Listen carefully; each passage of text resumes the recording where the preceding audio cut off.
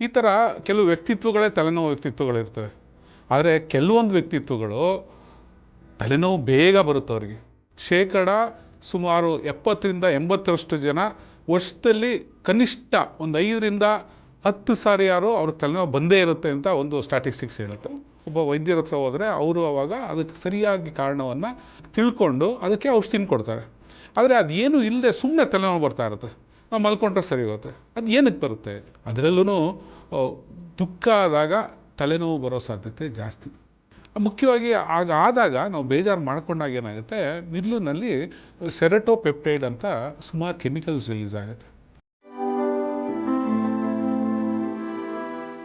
ನಮಸ್ಕಾರ. ಇವತ್ತು ನಾವು ತಲೆನೋವು ಬಗ್ಗೆ ತಿಳ್ಕೊಳ್ಳೋಣ. ಯಾಕೆ ತಿಳ್ಕೊಬೇಕು ತಲೆನೋವು ಬಗ್ಗೆ ನಾವು? ಯಾಕೆಂದರೆ ನಮಗೆ ಗೊತ್ತಾದರೆ, ಅದ್ರ ಬಗ್ಗೆ ಅರಿವು ಮೂಡಿದ್ರೆ ನಾವು ಅದನ್ನು ಹೇಗೆ ನಿವಾಳಿಸ್ಕೋಬೋದು ಅಂತ ನಮಗೆ ಗೊತ್ತಾಗುತ್ತೆ. ಅದ್ರ ಬಗ್ಗೆ ಗೊತ್ತೇ ಇಲ್ಲ ಅಂದರೆ ಬೇರೆಯವ್ರು ಹೇಳಿದ್ದು ಒಪ್ಕೊಂಡು ಹೌದಪ್ಪ ಅಂತ ನಾವು ಕೇಳಿಕೊಂಡು ಅವ್ರು ಹೇಳ್ದಂಗೆ ಮಾಡಬೇಕಾಗತ್ತೆ. ಕೆಲವೊಂದು ಸತಿ ಅದರಿಂದ ಒಳ್ಳೆಯದಾಗ್ಬೋದು, ಆದರೆ ಭಾಳ ಸಾರಿ ನಾವು ಮಿಸ್ಲೀಡ್ ಆಗೋ ಸಾಧ್ಯತೆಯೂ ಜಾಸ್ತಿ ಇರುತ್ತೆ. ಹಾಗಾಗಿ ಚಿಕ್ಕದಾಗಿ ತಲೆನೋವು ಯಾಕೆ ಬರುತ್ತೆ ಅಂತ ತಿಳ್ಕೊಳ್ಳೋಣ. ನೋಡಿ, ಬಂದಪ್ಪ ಇವನು ತಲೆನೋವು, ಹೆಂಗಪ್ಪ ಇವನಿಂದ ತಪ್ಪಿಸ್ಕೊಳ್ಳೋದು ಅಂತೀವಿ. ನನ್ನ ಫ್ರೆಂಡ್ ಒಬ್ಬರು ಇದ್ದರು, ಹೇಳ್ತಾಯಿದ್ರು, ಚಾಮರಾಜನಗರದವರು. ಅವರು ಒಬ್ಬರ ಹೆಸರು ಅನಾಸಿನ್ ಅಂತಲೇ ಕಟ್ಬಿಟ್ಟಿದ್ರು.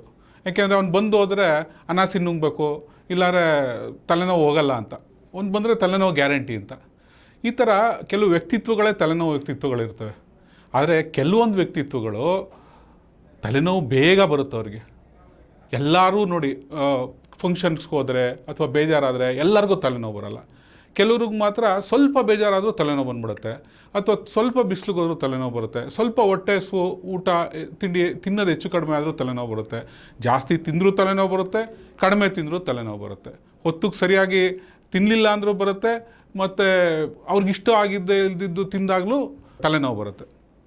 ಹೀಗಾಗಿ ತಲೆನೋವು ಒಂದು ಪ್ರಪಂಚದಾದ್ಯಂತ ಅದರಲ್ಲೂ ನಮ್ಮ ನಗರ ಕೇಂದ್ರಿತ ವ್ಯಕ್ತಿಗಳಲ್ಲಿ ನೋಡಿದ್ರೆ ಶೇಕಡ ಸುಮಾರು 70-80ರಷ್ಟು ಜನ ವರ್ಷದಲ್ಲಿ ಕನಿಷ್ಠ ಒಂದು 5-10 ಸಾರಿ ಅವ್ರಿಗೆ ತಲೆನೋವು ಬಂದೇ ಇರುತ್ತೆ ಅಂತ ಒಂದು ಸ್ಟ್ಯಾಟಿಸ್ಟಿಕ್ಸ್ ಹೇಳುತ್ತೆ.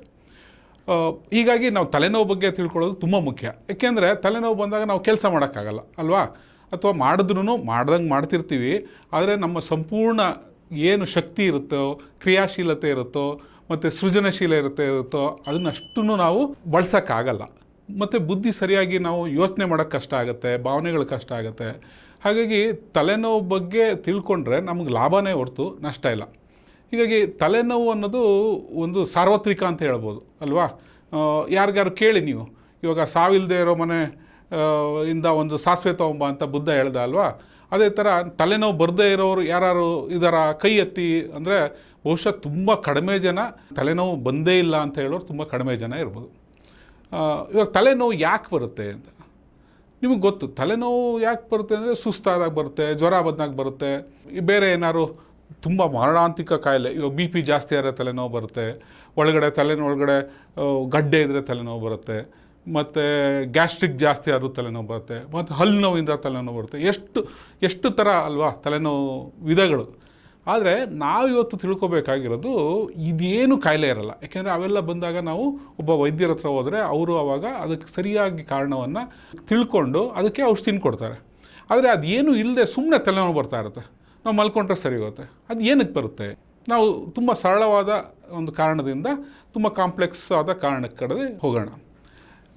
ಏನಕ್ಕೆ ಬರುತ್ತೆ ತಲೆನೋವು? ನೀವು ಗಮನಿಸಿರ್ಬೋದು, ಏನೋ ಸರಿ ಇಲ್ಲ, ಇವತ್ತು ಏನೋ ಸರಿ ಇಲ್ಲ ಅನಿಸ್ತಾ ಇರುತ್ತೆ. ನಾವೆಲ್ಲರೂ ಹೋದಾಗ ಏನೋ ಇಷ್ಟ ಆಗಿರಲ್ಲ, ಯಾವುದೋ ಕಡೆ ಹೋಗಿರ್ತೀವಿ, ಏನೋ ಕೆಲಸ ಮಾಡೋಕ್ಕೆ ಹೋಗಿರ್ತೀವಿ, ಕೆಲಸ ಆಗಿರಲ್ಲ, ಆದರೆ ಕೆಲಸ ಆಗಲೇಬೇಕಾಗಿರುತ್ತೆ, ಅನಿವಾರ್ಯತೆ ಇರುತ್ತೆ.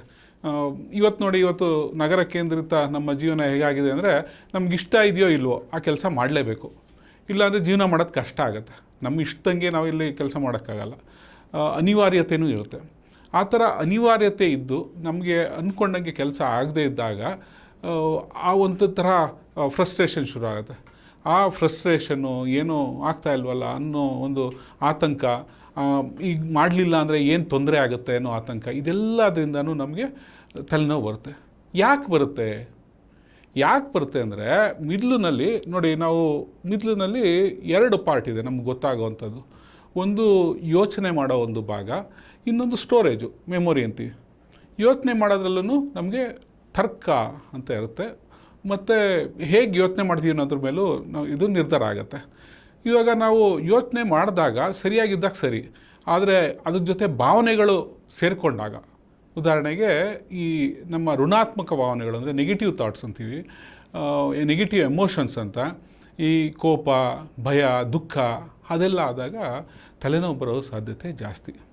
ಅದರಲ್ಲೂ ದುಃಖ ಆದಾಗ ತಲೆನೋವು ಬರೋ ಸಾಧ್ಯತೆ ಜಾಸ್ತಿ. ದುಃಖ ಏನಕ್ಕಾಗತ್ತೆ? ಇವಾಗ ನೋಡಿ, ದುಃಖ ಆಗೋದು ಯಾವಾಗಲೂ ನಾವು ಮುಂದೆ ಏನೋ ಕೆಟ್ಟಾಗುತ್ತೆ ನೆನೆಸ್ಕೊಂಡಾಗ ದುಃಖ ಆಗಲ್ಲ. ಏನೋ ಆಗಿರುತ್ತೆ ಮುಂದೆ, ಅದು ಭೂತವಾಗಿ ನಮಗೆ ಕಾಡುತ್ತೆ. ಅಂದರೆ ಹಿಂಗಾಗೋಯ್ತಲ್ಲ ಅದು ದುಃಖ. ಮುಂದೆ ಏನಾಗುತ್ತೋ ಅನ್ನೋದು ಇದೆಯಲ್ಲ, ಅದು ಆತಂಕ. ಹೌದಾ? ಹಾಗಾಗಿ ನೀವು ಯೋಚನೆ ಮಾಡಿ, ನೀವು ತಲೆನೋವು ಬಂದಾಗ ಏನು ನಮಗೆ ಬೇಜಾರಾಗುವಂಥ ವಿಷಯ ಏನಾಯಿತು? ದುಃಖ ಅಂದರೆ ನೀವು ಒಳ್ಳೇಬೇಕಾಗಿಲ್ಲ, ಒಂದು ಸಣ್ಣ ಬೇಜಾರು ಆಗಿರ್ಬೋದು. ನೀವು ಸ್ನೇಹಿತ ಏನೋ ಒಂದು ಮಾತು ಹೇಳ್ತಾನೆ, ನಿಮಗೆ ಬೇಜಾರಾಗುತ್ತೆ, ಅದರಿಂದನೂ ತಲೆನೋವು ಬರುತ್ತೆ. ನಿಮ್ಮ ಹೆಂಡ್ತಿ ನಿಮ್ಮ ಮಾತು ಕೇಳಲ್ಲ, ಬೇಜಾರಾಗುತ್ತೆ, ಅದರಿಂದನೂ ತಲೆನೋವು ಬರುತ್ತೆ. ಗಂಡ ನಿಮ್ಮ ಮಾತು ಕೇಳಲ್ಲ, ಅದರಿಂದನೂ ತಲೆನೋವು ಬರುತ್ತೆ.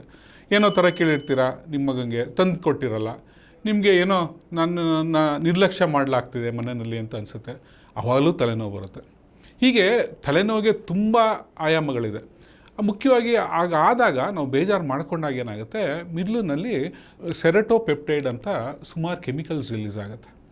ಇದು ಏನಾಗುತ್ತೆ, ನಮ್ಮ ನರಗಳಿರುತ್ತಲ್ಲ, ಬ್ರೈನಲ್ಲಿರೋ ನರಗಳು, ಇದನ್ನು ಪ್ರಚೋದನೆ ಮಾಡುತ್ತೆ. ಪ್ರಚೋದನೆ ಮಾಡಿದಾಗ ಅದು ಅತಿರೇಕಕ್ಕೆ ಒಳಗಾಗಿ ಸೂಕ್ಷ್ಮತೆಯಿಂದ ಅದು ನೋವಕ್ಕೆ ಶುರು ಆಗುತ್ತೆ. ಹೀಗೆ ತಲೆನೋವು ಶುರು ಆಗುತ್ತೆ. ಕೆಲವೊಂದು ಸತಿ ನೀವು ತಲೆನೋವು ಶುರು ಆದಾಗ ವಿಶ್ರಾಂತಿ ತೆಗೆದುಕೊಂಡ್ರೆ ಅದಾಗದೆ ಸರಿ ಹೋಗುತ್ತೆ.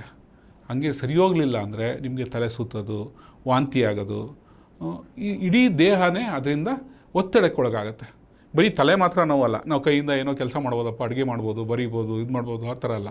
ಆದರೆ ಅದೆಲ್ಲ ಮಾಡೋಕ್ಕೆ ನಮಗೆ ಯೋಚನೆ ಮಾಡಬೇಕಲ್ವಾ? ಆ ಯೋಚನಾ ಶಕ್ತಿನೇ ನಮ್ಮ ತಲೆನೋವಿಂದ ಕಡಿಮೆ ಆಗುತ್ತೆ. ಹೀಗೆ ನೋಡಿ, ನಾವು ಯೋಚನೆ ಮಾಡೋದಕ್ಕೂ ಮತ್ತು ತಲೆನೋವಿಗೂ ಇರೋ ಕಾರಣ ನಿಮಗೆ ಗೊತ್ತಾಯ್ತು. ಈಗ ನಾವು ಅತಿಯಾಗಿ ಒತ್ತಡಕ್ಕೊಳಗಾದಾಗ, ದುಃಖಕ್ಕೊಳಗಾದಾಗ ಅಥವಾ ಆತಂಕಕ್ಕೊಳಗಾದಾಗ ತಲೆನೋವು ಬರುತ್ತೆ. ಅದರಲ್ಲೂ ಮುಖ್ಯವಾಗಿ ನಮಗೆ ತುಂಬ ದುಃಖ ಆದಾಗ, ಬೇಜಾರಾದಾಗ, ಆವಾಗ ತಲೆನೋವು ಸಾಧ್ಯತೆ ಜಾಸ್ತಿ ಅಂತ.